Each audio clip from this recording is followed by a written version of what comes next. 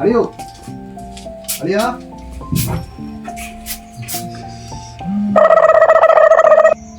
ആരാ സതീശനോ? വാ കയറി ഇരിക്കേ. ഞാൻ നിങ്ങളുടെ സൽക്കാരം സ്വീകരിക്കാൻ വന്നല്ലോ കേട്ടോ.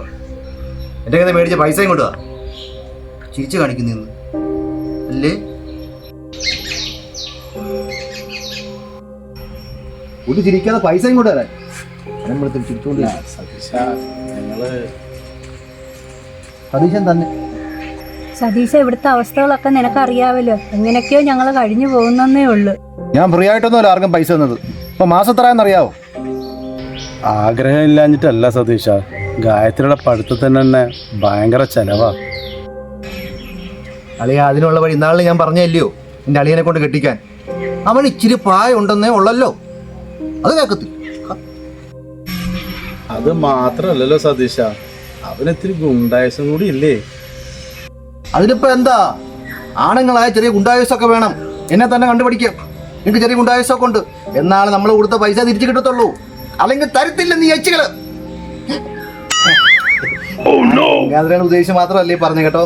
ഒന്നും തോന്നല്ലേ ആർക്കും കേട്ടോ. സതീശ, നിന്റെ കാശ് എങ്ങനെങ്കിലും തരും, പക്ഷെ നീ പറഞ്ഞ കാര്യം നടക്കത്തില്ല. ഓ ആയിക്കോട്ടെ, കാൽ കാശിന് ഗതിയില്ലാത്ത ഇവിടെ ആര് കെട്ടാനാ? നോക്കി ഇരുന്നവർ അറിയാ വരും രാജകുമാരൻ.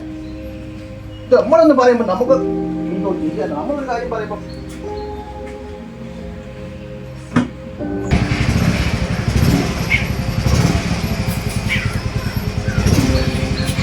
മോള് ഇത് കേട്ടിട്ട് ഒന്നും വിഷമിക്കണ്ട.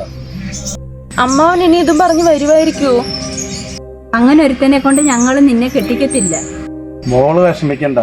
മോൾക്ക് ഇഷ്ടമില്ലാത്ത ഒരാളെ കൂടെ മോളെ കെട്ടിച്ച് വിടില്ല. അവന് കൊടുക്കാനുള്ള കാശ് ശരിയാവും. ദയവായിട്ട് അതിനുള്ള വഴി കാണിച്ചു തരും.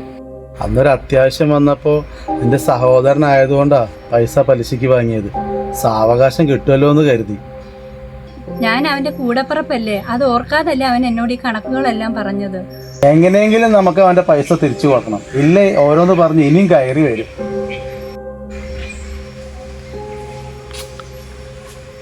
പാവം, അവൾക്ക് നല്ല വിഷമമായി.